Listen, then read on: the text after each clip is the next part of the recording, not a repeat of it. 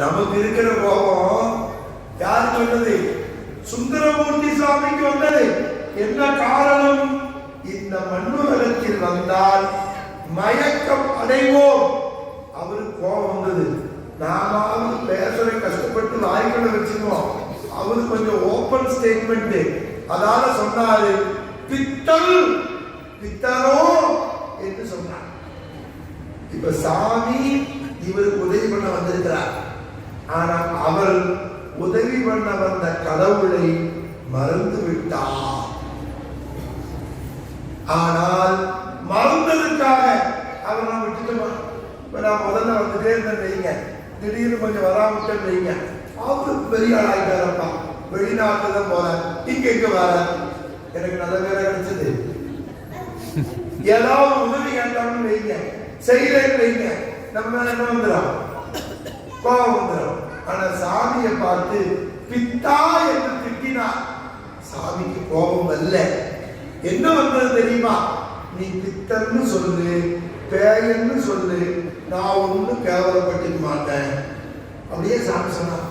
கவலையே பட மாட்டேன். பித்தனுமாக பின்னும் பேயனுமாக மற்ற நீ எவ்வளவு சொன்னாலும் நான் கவலைப்பட மாட்டேன். ஏனென்று கேட்டால் அத்தனைக்கும் நீ என்னை ஒன்றும் அறிந்திலையாது. வந்தவர், உதவி பண்ண வந்தவர், காப்பாற்ற வந்த தெய்வம் என்று நீ அறியவில்லை. எனவே நீ எனக்கு திட்டினாலும் கவலை இல்லை, உனக்கு நான் அருள் கொடுத்தே தீருவேன் என்று சொன்னார். அதுதான் நல்காது ஒழியா. அவன் கொடுக்காம போமாட்டான். ஏனென்றால் நம்மளை தவிர அருளை கொடுக்கறதுக்கு வேற இடமே கிடையாது. அவனை கொடுத்தே ஆகணும். ஆனா என்ன, நம்ம அறியாமைதான். 3 மாசம் இந்த சாமி கும்பிடுவோம், 3 மாசம் அந்த சாமி கும்பிடுவோம், 3 மாசம் அந்த சாமி கும்பிடுவோம், 3 மாசம் திருநீரே போடுவோம். அப்படி எல்லாம் இருக்கக்கூடாது. அது தவறு. நீ திருநீர் பூசாட்டியும் சரி, சாமி இல்லைன்னு சொன்னாலும் சரி, கும்பிடாட்டியும் சரி, உனக்கு அருளை கொடுத்து கொண்டே இருப்பார். அதற்கு ஒரு மேற்கோள் பிடித்தார் திருவள்ளுவர். ஏன்பா இந்த மழை பொழியுது பாருங்க, மழை பொழியுது. இந்த தடவை பரவாயில்ல, நம்ம பக்கம் நல்ல மழை. அந்த மழை நல்லவன் கெட்டவன், வேணுங்கிறவன் வேண்டாங்கிறவன் என்று வேறுபாடு பார்க்காது. எல்லாருக்கும் மழை பொழியும். ஆனால் அந்த மழை திருப்பி எந்த உபகாரத்தையும் எதிர்பார்க்காது. என்னைக்காவது மழை, நான் இன்னைக்கு ஓரளவு மழை பெய்ஞ்சிருக்கிறேன், நீங்க எல்லாம் கொஞ்சம் காசு கொடுங்க கலெக்ஷன் பண்ணி அப்படின்னு யாராவது கேட்டுருக்க? நான் இன்னைக்கு வயலுக்கு வளம் எடுத்திருக்கிறேன், ஒரு 4 ஏக்கரா எழுதி கொடுங்க அப்படின்னு ஏதாவது கேட்டுமா? அப்படின்னா மழை வேணும்னு கேட்போமா? நினைத்து பாருங்கள். வள்ளுவர் எழுதினா, கைமாறு வேண்டா கடப்பாடு மாறி மாட்டு என்ன ஆற்றும் கொள்ளோ உடல். இந்த மழைக்கு நாம் என்ன செய்ய போகிறோம்? ஒன்று செய்ய முடியாது. இளங்கோவடிகள் சொன்னார், இந்த திருக்குறளுக்கு விளக்கமாக ஒன்றுமே செய்ய முடியாது. என்னதான் செய்ய முடியும்னா, மழையை கைகூப்பி கும்பிடுங்கள். மாமழை போற்றுதும் மாமழை போற்றுதும் கைமாறு வேண்டா கடப்பாடு என்னாற்றும் கொள்ளோ உலகு என்ற வள்ளுவர் பெருமானுடைய கேள்விக்கு இளங்கோவடிகள் சொன்னார், கைமாறு என்ன செய்ய முடியும்? அவரை வணங்குவதுதான் கைமாறு என்றார். அதே கைமாறை தான் மணிவாசக பெருமான், இறைவா உன்னை எனக்கு கொடுத்தார், என்னை நீ எடுத்துக்கொண்டார், உன்னால் எனக்கு நிறைய பயன், என்னால் உனக்கு எந்த விதமான பயனும் இல்லை, உன்னால் நான் பேரானந்தம் அடைந்தேன், தந்தது உன் தன்னை கொண்டது என் தன்னை சங்கரா ஆர்வலோ சதுரல். இதுல யார் வெற்றியுடையவன் என்று சொன்னார்? நான் தான். இதுல நீ தோத்து போயிட்டப்பா. யாராவது அடுக்காது அவா வெகுழி இன்னா சொல்லி இல்ல இருக்கிற ஒரு உயிரை எடுத்து அருள் கொடுப்பேன்னு சொல்றவங்க இருப்பாங்களா? நானே பேசிட்டு இருக்கலாம், நல்லா பேசுறோம், பேசிட்டு இருக்கோம், கோபம் சொல்லணும். நீ இப்ப கோபமா இருக்கிற, நாளைக்கு கூட பேசுறேன்னு போயிடும். பேசலாம். அவரு ஒரே டென்ஷன் பார்ட்டி, அங்கே போறீங்க. ஆனா சாமி அப்படி இல்லை. நீ கோபப்பட்டாலும் சரி, கோபப்படாட்டியும் சரி, கும்பிட்டாலும் சரி, கும்பிடாட்டியும் சரி, சாப்பாடு வச்சுக்குது எல்லாருக்கும் தானே. பாட்டு கேட்டாலும் சரி, கேட்டாலும் சரி, ஆடுனாலும் சரி, ஆடாலும் சரி, அந்த சோறு யாருக்கு? நம்ம எல்லாருக்கும். அதுல வேறுபாடு உண்டா? சாம்பார் சாலை எல்லாம் ஒரே போட்டுதான், தயிர் சாலை எல்லாம் ஒண்ணுதான், தண்ணி ஒண்ணுதான். அதே போலத்தான் சிவபெருமானுடைய திருவருள் அவன் நல்குவான். அந்த அருள் கொஞ்சம் படித்தவர்கள் சிந்தித்தால் அடியாரோடு இருக்கக்கூடிய அருளை வேண்டும். அந்த கோயில் மூத்த திருப்பதியத்துல முதல் பாட்டுல ஒரு விண்ணப்பம் வைக்கிறார். சாமி, அம்மாவை கும்பிடலாம்னு வந்த நீங்க அவங்க உங்க கூட இருக்கிறாங்க, அவரை கும்பிடலாம்னு போன அவங்க உங்க கூட இருக்கிறாங்க, ரெண்டு பேரும் கும்பிடலாம்னு வந்த நீங்க ரெண்டு பேரும் வெள்ள கோவில் அடியார் மத்தியில் போயிட்டீங்க. எனவே எனக்கு உன்னோடு இருப்பதை விட, அம்மையோடு இருப்பதை விட அடியாரோடு இருக்கவை என்று கேட்கிறார். இதுதான் அவர் கேட்கிற வரம். உடையாய் உங்கள் நடுவிருக்கும், உடையாய் நடுவுள் நீருத்தி, அடியே நடுவுள் இருவீரும் இருப்பதானால் அடியே உன் அடியார் நடுவுள் இருக்கும் அருளை புரியா. பொன்னம்பலத்து முடியா முதலே என் கருத்து முடியும் வண்ணம் முன் நின்றே. எனக்கு முன்னால என்ன, எனக்கு ஒரே ஒரு வரம் முடியா. அந்த வரை எழுது தெரியுமா? அடியாரோடு இருக்கவை. இது முதல் பாட்டு. அப்புறம் ரெண்டு மூணு பாட்டு பாடுறார். அப்புறம் ஒரு பாட்டு கேட்கிறாரு, சாமி நீ மட்டும் அருள் கொடுக்கலன்னா நான் யாருக்கவா போவேன்? அருளாது வழிந்தால் என்னை அஞ்சே என்பார் ஆரோதார். நீ மட்டும் எனக்கு அருள் கொடுக்கலன்னா என்னை பயப்படாதேன்னு சொல்றதுக்கு உலகத்தில் வேறு யாரும் ஒருத்தர் கிடையாது. உலகத்துல அஞ்சாதே என்று சொல்லக்கூடிய அருள் இறைவன் ஒருவர் தான் என்பதை நாம் உணர்ந்து கொள்ள வேண்டும். இல்லை சாமி, காத்தல் கடவுள் திருமால் இருக்கிறாரு, அவர் என்னை காப்பாற்றுவாரு அப்படின்னு நீங்க ஒரு கேள்வியை சொல்லலாம். அவர்தானே பெரிய திண்டாட்டம். ஒரு நாள் கைலாயத்தில் இருந்தார், பக்தர்கள் எல்லாம் சேர்ந்து இறைவனை கும்பிட போனார்கள். சுந்தரமூர்த்தி சாமி அங்கு இருந்தார். அப்ப தேவர்களும் அசுரர்களும் கூட்டு போட்டு பாற்கடலை கலந்தார்கள். நஞ்சு வந்தது. அந்த நஞ்சு எல்லாத்தையும் கொல்ல வந்தது. இந்த காத்தல் கடவுள் திருமால் அந்த நஞ்சு கொண்டு இருந்து காப்பாத்திருக்கணும் இல்ல, காப்பாத்தலாம்னு போனார். செவப்பா இருந்த திருமால் கரேறு யாவும் ஆயிட்டார். அவரால காப்பாற்ற முடிஞ்சதா? முடியல. சிவபெருமான் தான் இந்த காப்பாற்ற முடியாத அந்த திருமால் நஞ்சை பார்த்து கருத்து போனார். அந்த நஞ்சை சுந்தரமூர்த்தி நாயனார் அடியார் கையில அல்வாமாய் வைத்திருந்தார். சிவபெருமான் தான் திருமாலையும் காப்பாற்றுகிறார், நான்குவரையும் காப்பாற்றுகிறார். அந்த செய்திய போற்றி திரு அறவல்லியும் சொல்லுகிறார், அந்த பகுதியிலையும் சொல்லுகிறார். அப்படி ரெண்டிலையும் சொன்ன அந்த நான்குவரையும் திருமாலையும் காப்பாற்றக்கூடிய கடவுள். காப்போர் காப்பவை, படைப்போர் படைப்பார். படைப்போர் திருமால் நான்குவர், அவரை படைப்பவர். காப்போர் திருமால், அவரை காப்பவர் நம்முடைய சிவலோகனார். எனவே அவர் அருளால் போய்விட்டால் பெருமானே என்னை அஞ்சேன் என்பார் ஆரோதான்.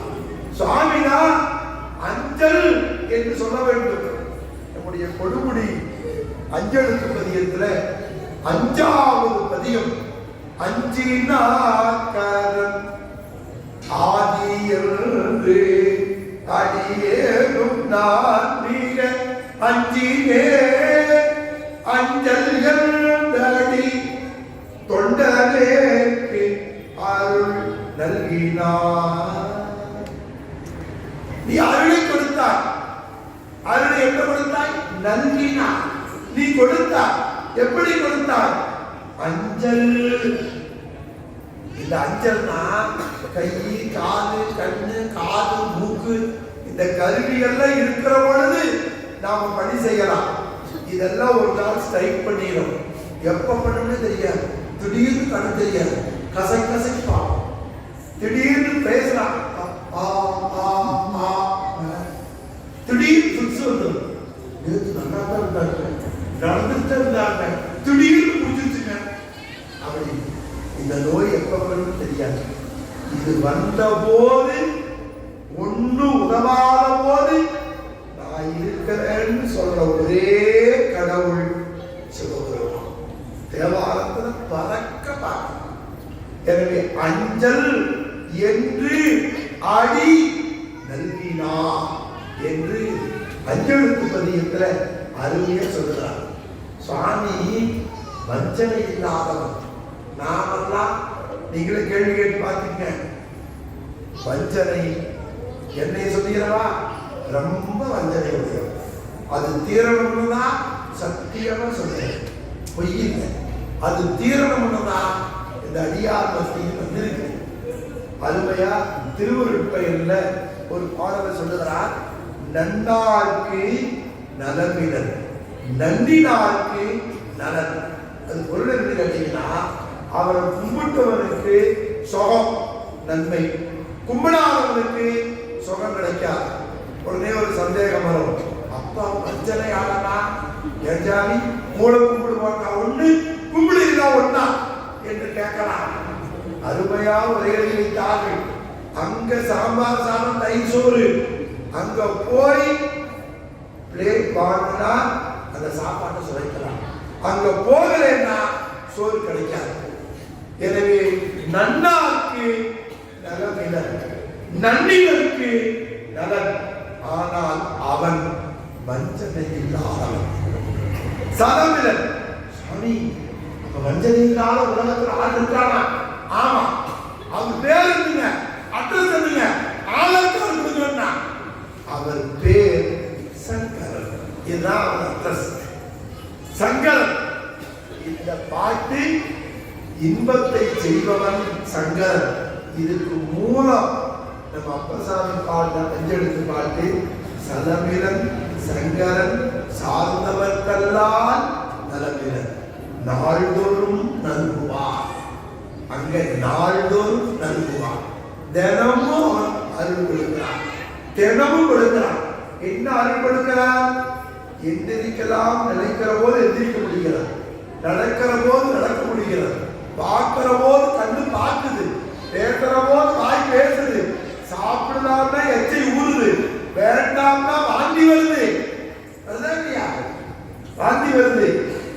பார்த்தா அன்பு காட்ட முடியுது. ஒருக்கா கோபப்பட்டா என்ன மதிகட்ட வேலை, நாம போய் கோபப்படலாமா, தப்பு என்று மூளை வேலை செய்கிறது. இதெல்லாம் அவன் கொடுத்த அருள் தான். நல்ல உடம்பு, நல்ல அறிவு, நல்ல பிள்ளைகள், நல்ல வாழ்க்கை, நல்ல மகிழ்ச்சி, இதெல்லாம் சிவபெருமான் கொடுத்த அருள்.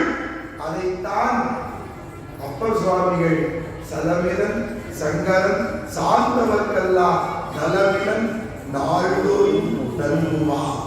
நலம் புலவினராகிலும் புலத்துக்கு ஏற்பதோ நலம் மிக கொடுப்பது நமசிவாயவே என்றார். அந்த தொடரெல்லாம் தான் திருவாசகத்தில் கோயில் மூத்த திருப்பதிகத்தில் அருளாது ஒழிந்தான் என்று 5வது பாட்டை பாடிட்டு 10வது பாட்டுல நல்காது ஒழியா, நல்குதல் என்ற சொல்லுக்கு அருளுதல் என்று பொருள். ஒழியா, ஒழிதல் அப்படின்னா துணிதல் அப்படின்னு பொருள். அப்ப துணிதல் என்று சொன்னா கொடுக்காம போகவே மாட்டான். சில பேர் சந்தையில சொல்லுவாங்க, அவனை ஒழிச்சு கட்டிட்டா மற்ற வேலைப்பா. ஒழிச்சு கட்டிட்டு என்ன அர்த்தம்? அவனுக்கு நிச்சயமா எண்ணியதை கொடுத்தல். நல்லதோ கெட்டதோ நினைத்தா பரிசே செய்தார் என்றால் சேர்க்கிறார். மெய்ப்பொருள் நாயனாருக்கு மறுதலையாயிருக்கும் வருகிறார். அவன் என்ன நினைச்சானோ அதை செய்தார். அதுதான் துணிவு. எனவே ஒழியா அவன் கொடுக்காம போகவே மாட்டான். கொடுத்தே தீர்வான். அது இந்த பிறவியா அடுத்த பிறவியா என்று நாம் எண்ண வேண்டியதில்லை. இந்த பிறப்பிலேயே இந்த திருக்கூட்டத்தில் இருப்பதா நமக்கு முழு அருளை கொடுப்பார். உமாபதி சிவம் அப்படின்னு ஒருத்தர், நம்ம உமாபதி மாதிரி பேர். அவருக்கு உமாபதி, இவருக்கு உமாபதி. அவருக்கு ஒரு வணக்கப்பாடல், அதுல ஒரு தொடர் மட்டும் இங்க சொல்லுகிறேன். இப்பிறப்பிலே சீவன் முக்தி எய்துவித்து மேற்பிறப்பும் இங்கே அழுத்து அருள்வார். இப்பிறப்பிலேயே சீவன் முக்தி.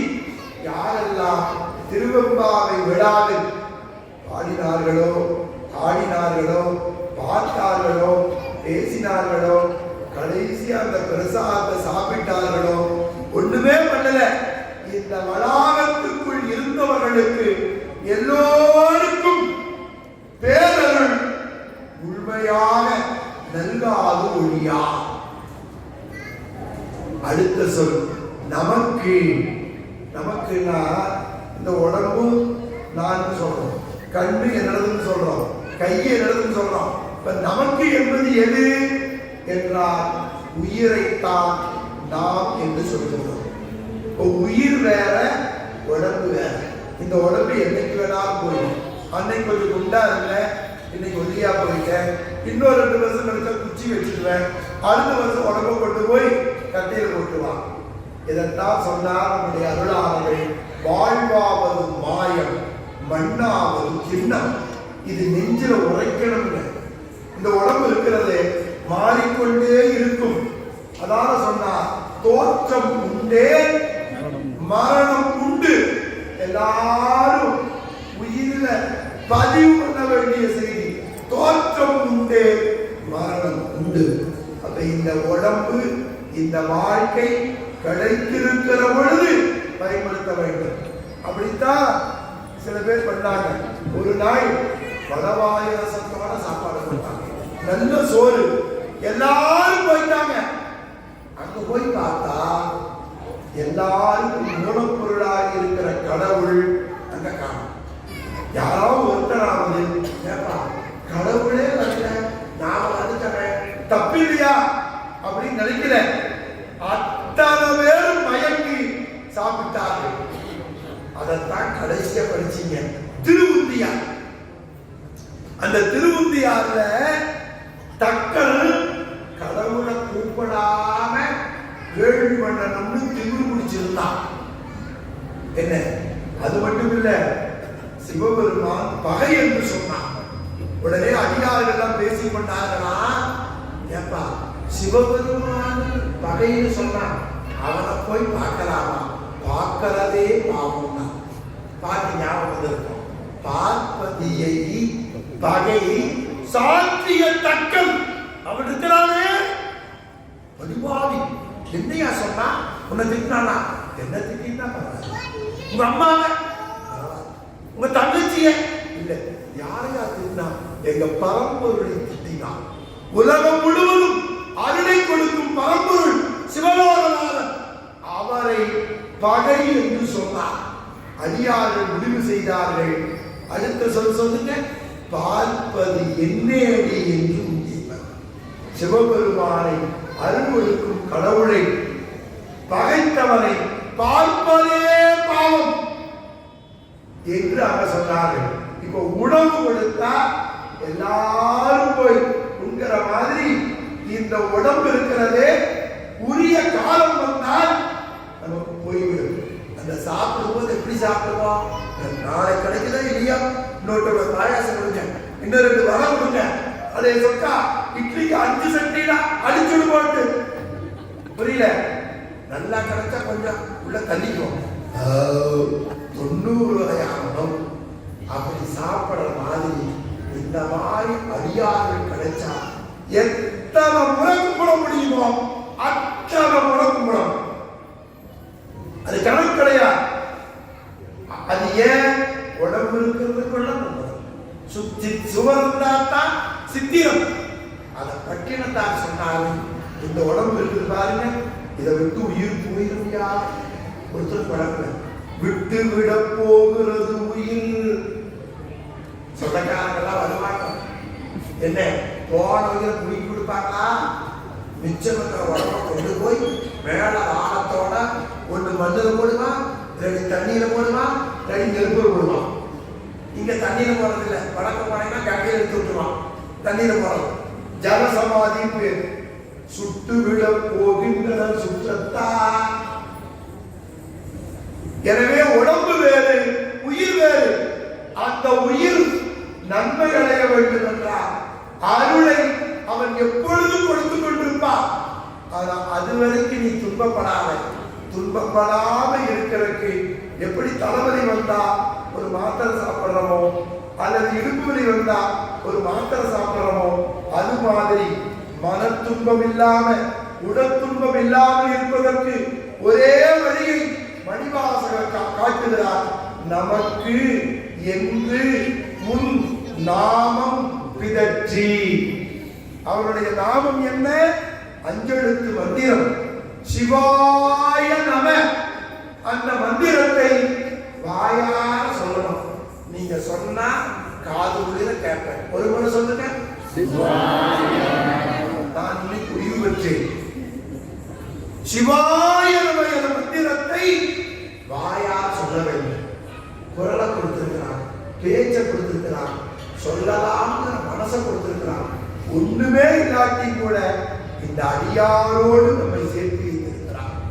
எனவே நல்காது ஒழியார் நமக்கு என்று நாமம் பிதற்றி மல்கா வாழ்த்தா வாய் குளரா வணங்கா மனத்தால் நினைந்து உருகி அவரை வாயார கஞ்செழுத்து சொல்லணும். சாமி உன்னத்தவர் காப்பாற்ற கடவுளையா, உன்னை ஒழிய ஒருவரையும் நம்புகிறேன், மற்ற பற்று எனக்கு இன்றி நித்திருப்பாகவே மனம் பாவித்தே விதை பெற்றதும் பிறந்தே. பிறந்தாலும் கூட ஒரு புண்ணியம் தான். இனி பிறவாமை வந்து எய்தினே. எந்த ஊருக்கு அப்புறம் கற்றவர் தொழுதேற்றும் சீர் தலையூரில் பாண்டி குழு துணி நற்றவா உன்னை நான் மறக்கினும் சொல்லும் நம சிவாய. ஓம் நம சிவாய சிவாய நமோ. சொல்ற போது வாய் குளரணுங்கிறார். இனி நமக்கு தெரியல, இப்பதான் ஓம் நம சிவாய சொல்ல வந்திருக்கிறோம். இனி அடுத்த படிநிலை ஸ்டேஜ் சொல்ல சொல்ல வாய் குளரணும், கண்ணுல தண்ணீர் வரணும், அழுகணும். உடம்பு ஒத்துழைக்காம அடியற்ற மரம் போல் விழ வேண்டும். மல்கா வாழ்த்தா வாய் குளரா வணங்கா வனத்தால் நினைந்து உருகி பல்கால் உன்னை பாவித்து பொன்னம்பலம் பொன்னம்பலம் பொன்னம்பலம் என்றே உல்கா நிற்கும் உயிர்க்கு இறங்கி அருளா. ஆக இறைவன் இதை பாடிய மணிவாசக பெருமான் திருப்பெருந்துறையில குருநாதராக வந்து காட்சி கொடுத்தார். பிறகு அவரை இருக்க சொல்லிட்டார். உத்தரகோச மங்கை போச்சோம்னா பல தலங்கள் வழிபட்டார். தில்லைக்கு வர சொன்னார். அந்த யாத்திரையை நிறைவேற்றிட்டு, சாமி உங்க உத்தரவுப்படி பயணம் முடித்து விட்டு தில்லை வந்து விட்டேன், பொன்னம்பலம் என்றே ஒல்கா நின்றே. நான் இங்க வந்து நின்றுட்டேன், நீங்க வர சொன்னபடி வந்துட்டேன். எனவே எனக்கு நீங்கள் அடியாரோடு இருக்கக்கூடிய அருளை எங்களுக்கு கொடு என்று கேட்கிறார். இதுதான் எல்லா நூல்களிலேயும் சொல்லப்படுகிற முடிந்த முடிவு. சிவஞான போதம் ஒரு நூல். புதிதாக வந்தவர்களுக்காக நான் சொல்லுகிறேன். முன்னமே தெரிந்தவர்களுக்கு நான் சரியா சொல்றதுனால நீங்க பார்த்துக்கணும். செம்மலர் நோண்டாய் சேரொட்டா அம்பலம் கழி அன்பரோடு வரி. அப்ப அன்பரோடு நமக்கு இருக்கும்படியாக அருள் புரிய வேண்டும். குமரகுருவர் கந்தர் கலிவென்பால் ஒரு அருமையான முருகன் தோத்திர பாடல் பாடுறார். அந்த பாடல்ல நமக்கு என்னென்ன வரும்னு ஒரு பட்டியல் போடுகிறார். பல்கோடி சன்மம் பகையும் பல்கோடி விக்கிரமும் பல்கோடி பாதகமும் பாம்பும் பூதமும் அடல் பூதமும் நீரும் பொறுபடையும் தீவீரமும் எவ்விடம் வந்து எம்மை நிற்காலும் அவ்விடத்தில் பச்சை மயில் வாகனமும். எத்தனை படை இருந்தாலும் சரி, எவ்வளவு தீவிரம் இருந்தாலும் சரி, அது எல்லாவற்றையும் நீ பொடிபடுத்தி பிறகு அடியாரோடு என்னை இருக்கவே. சேய கடியேற்கும் உங்கமன கால் காட்டி அடியேற்கு தோயும் பரவோரும் துய்ப்பித்து நீ என்னை அடியாரோடு இருக்க வைத்து எனக்கு அருள் கொடுக்க வேண்டும் என்று கேட்கிறார். மணிவாசக பெருமான் கேட்பது அடியாரோடு இருக்கக்கூடிய அருளை எனக்கு கொடு, அதைத்தான் நல்காது ஒழியார் என்ற தொடராக சொல்லுகிறார். எனவே வந்திருக்கிற கேட்ட உங்களுக்கு மணிவாசகர் வாக்கால் சொன்னால் நல்காது ஒழியார் என்று சொல்லி உங்களோடு இருந்த காரணத்தால் எனக்கும் நல்காது ஒழியார். அது ஒரே ஒரு செய்தியை மட்டும் சொல்லுகிறேன். ஒவ்வொருத்தருக்கும் அவர் அருள் கொடுக்கிறார். அரசன்னா வீட்டில் எடுத்தீங்கன்னா அவர் அருள் கொடுக்காமல் ஒரு செயலும் இல்லை. என்னுடைய வாழ்க்கையில எல்லாரும் எனக்கு சொல்வது ரொம்ப கவனமா போ, பத்திரமா போ, பாதுகாப்பா இரு, தூங்காம இப்படி போகாதுன்னு சொல்லுவாரு. எனக்கு மந்திரமே இந்த சொல்லா. நான் என்னுடைய தன்முனைப்பில் எந்த வேலையும் மனசு செஞ்சாலும் கூட செயல் செய்கிற பொழுது நான் செய்வதாக வாக்களவர் நினைப்பதில்லை. மனசளவில் எப்படி போகணும். அதனால சுவாமி என்னை புறம்போகே புறம்போவர் ஒட்டேரே என்கிற ஒரு உறுதிப்பாட்டை திருவாசகம் படிப்பதால் கொடுத்திருக்கிறார். எனவே நான் இன்று வந்தது, உங்களை சந்தித்தது, இது போல பாடியது, இந்த பொழிவை கேட்டது, இதெல்லாம் அவன் அருளே என்று சொல்லி எல்லோருக்கும் அந்த அருள் கிடைக்க வேண்டும் என்று வேண்டி இந்த அளவிலே என்னுடைய சிறிய உரையை நிறைவு செய்கின்றேன். ஒரு பாடலும் மரமெனும் தோழி பற்றி மதியரும் கோலை ஊன்றி சினமெனும் சரக்கை ஏற்றி செடிகடல் ஓடும் போது மதம் எனும் பாறையாக்கி மறியும் போது அறிய ஒண்ணாது உனை